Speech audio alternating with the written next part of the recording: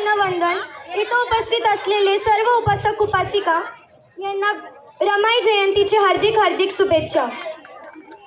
सगळीकडं माझ्या साहेबांच्या नावाचा जय जयकार होत होता.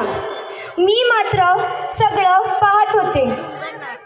सगळी माणसं साहेबांच्या नावाचा जय जयकार करत होती.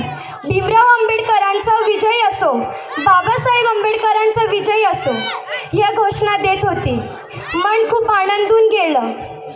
साहेब विदेशातून आले, बॅरिस्टरची मोठी पदवी घेऊन आले. लय मोठा सोहळा झाला. पण आज मामांजी असते तर लेखाचं कौतुक बघून त्यांचं मन कसं आनंदून गेलं असतं. लेखाचं कौतुक बघून त्यांची छाती कशी कौतुकाने उंचावून गेली असती. आंबेडकर कुटुंबासाठी आजचा दिवस म्हणजे सोन्याहून पिवळा होता. बाई बाई, साहेब आले, विदेशातनं बॅरिस्टरची मोठी पदवी घेऊन आले. डोंगरा एवढा आनंद झाला. मग आता साहेबांना भेटायसाठी मी तयारी करू लागले. पण अशा या फाटक्या साडीत मी एवढ्या मोठ्या माणसांमध्ये जाऊ तरी कशी? आजूबाजूची माणसं म्हणतील, बॅरिस्टरची बायको फाटक्या लुगड्यात आली. साहेबांना बरं नाही वाटायचं. मग आता काय करावं, कसं करावं काही समजेना. मग साहेबांच्या कुठल्याशा सत्कारात कोल्हापूरच्या शाहू महाराजांनी त्यांना जरीचा फेटा दिला होता. मग आता ठरलं, तोच जरीचा फेटा नेसून आपण साहेबांच्या सत्काराला जायचं. मग तो जरीचा फेटा नेसून मी साहेबांच्या सत्काराला उभी राहिले. फार जनसमूह जमला होता.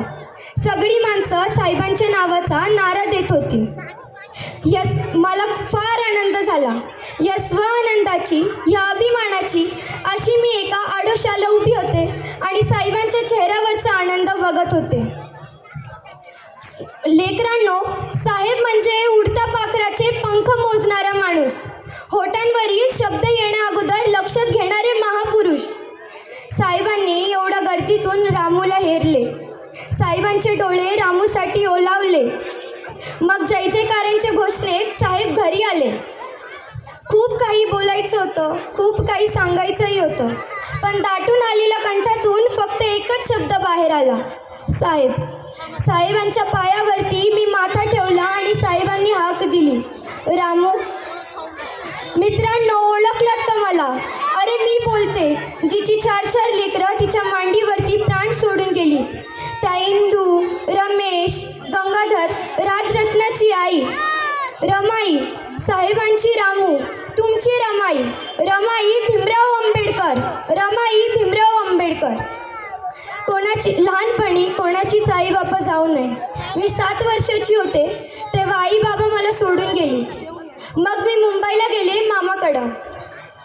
जेव्हा आई बाबा जातात तेव्हा मुलं कशी उन्हाळ माड्यावरती वाऱ्यावरती सोडून दिली जातात. पण एके दिवशी मामांजी मला बघायला आले. मामांजींनी या रामूचं पोरकेपण ओळखलं आणि त्यांच्या मॅट्रिक होणाऱ्या लेकासाठी एक अडाणी मुलगी रामू पसंत केली. रविवारचा दिवस होता.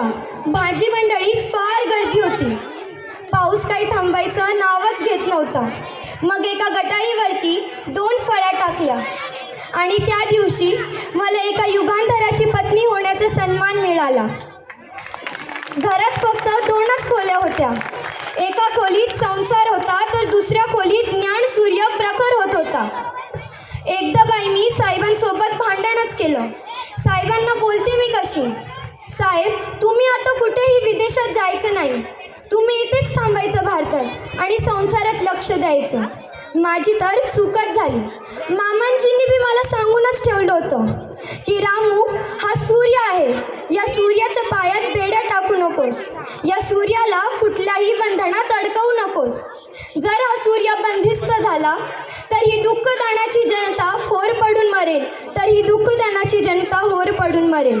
मग आता ठरलंच, साहेबांना विदेशात जाण्यासाठी आपण आनंदाचा निरोप द्यायचा. एकदा साहेब मला म्हणतात, रामू ही पशु पक्षी प्राणी ही सर्व या तळ्यातली पाणी पितात. मग आपण तर माणसं ना गं, आपण या पाण्याला शिवायचं सुद्धा नाही का? साहेबांनी ठरवलं होतं, आता हा माणुसकीसाठीचा लढा करायचा आहे, 14 तऱ्याचा सत्याग्रह करायचा आहे. बाई एवढं काही समजायचं नाही कळला, पण एवढं कळालं होतं की साहेब जनतेसाठी काही मोठंच काम करणार आहेत। आता कोणाला माहिती होतं की हा संवाद माझ्या आणि साहेबांचा शेवटचा संवाद असेल। हा प्रज्ञासूर्य पहिल्यांदा माझ्या बाजूला येऊन बसले। माझं मन फार आनंदून गेलं। खूप काही सांगायचं होतं साहेबांना। साहेबांना मी म्हणले, साहेब तुम्हाला नेहमी वाटायचं की रामूनं नेहमी खूप कष्ट भोगलेत, खूप दुःख भोगलेत, खूप कष्ट उपासलेत, पण असं नाही। मला तुमच्या जीवनातील, मला तुमच्या संघर्षातील सावली होण्याचा सन्मान मिळाला। साहेब मला म्हणतात, रामू तुम्हाला अशी सोडून जाऊ नकोस ग, खूप जगायचं आहे तुला आणि खूप काही बघायचं आहे तुला, मला अशी एकटं सोडून जाऊ नकोस। पण ह्या शरीरात प्राणच राहिला नव्हता। साहेबांनी माझ्या हातात हात धरला आणि तेव्हा मी अखेरचा श्वास घेतला। हा प्रज्ञासूर्यने हंबरडा मोडला। रामू का सोडून गेलीस एकटी मला अशी तू? पण लेकरांनो, मी साहेबांना एकटं सोडून गेली, पण आता साहेबांना सावरायला तुम्हीच लोक आहेत। मी गेल्यानंतरही साहेब थांबले नाहीत। हा प्रज्ञासूर्याचा वादळ थांबला नाही आणि साहेबांनी तुम्हा सर्वांना नवा बुद्ध जन्माला घातला। आणि या साहेबांनी जो बुद्ध जन्माला घातला, तुम्हाला या साहेबांचा बुद्ध स्वीकारावा लागेल। डॉक्टर बाबासाहेब आंबेडकरांच्या विचाराखाली आणि तथागतांच्या विचाराखाली तुम्हा सर्वांना आता एक व्हावं लागेल। धन्यवाद। जय भीम, नमो बुद्धाय। क्या बात आहे, क्या बात आहे। खूप जोरदार टाळ्या झाल्या पाहिजे या मुलीसाठी। काय म्हणजे माता रमाई साक्षात या ठिकाणी आम्हाला असं डोळ्यासमोर चित्र आलं, इतकं सुंदर त्या बोललेल्या आहेत। आणि जी